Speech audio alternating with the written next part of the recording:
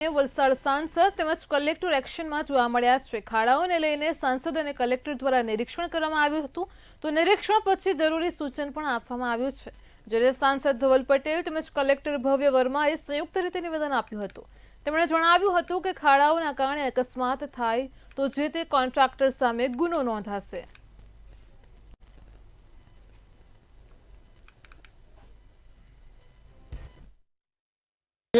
અમે ગયા વર્ષે પણ કીધું હતું NH56 નું અમે 3 દિવસ પહેલા જ્યારે નિરીક્ષણ કરવા ગયો ત્યારે પણ કીધું હતું।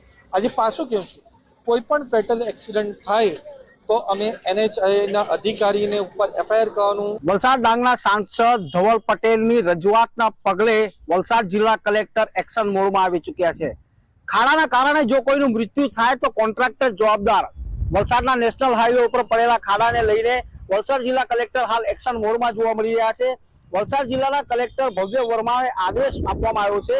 જિલ્લામાંથી પસાર થતા Ahmedabad Mumbai national highway number 48 ને લઈ કલેક્ટરે આદેશ આપ્યા છે। હાઈવે પર પડેલા ખાડાને કારણે જો કોઈ લોકોનો મોત થાય તો કોન્ટ્રાક્ટર જવાબદાર રહેશે અને હાઈવે પર પડતા ખાડાને કારણે ગંભીર અકસ્માતોને લઈને લોકોમાં રોષ હતો।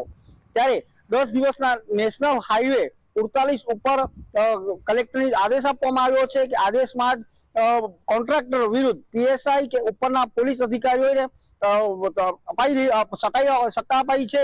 ત્યારે ચોમાસાની શરૂઆતમાં નેશનલ હાઈવેમાં મસ્ત મોટા ખાડા પડ્યા હતા। ત્યારે વલસાડના સાંસદ મોડી રાત્રે પણ ખાડાના રિપેરિંગ કામ માટે જોતરાઈ ગયા હતા। ત્યારે વલસાડ જિલ્લાના કલેક્ટર તેમજ સાંસદ દ્વારા દિલ્હી સુધી રજૂઆત કરવામાં આવી હતી। ત્યારે સાંસદની રજૂઆતના પગલે ધ્યાન આપવાના પગલે હાલ તો વલસાડ જિલ્લા કલેક્ટર દ્વારા કડક આદેશ આપવામાં આવ્યા છે। મયુર જોશી, મંતવ્ય ન્યૂઝ, વલસાડ।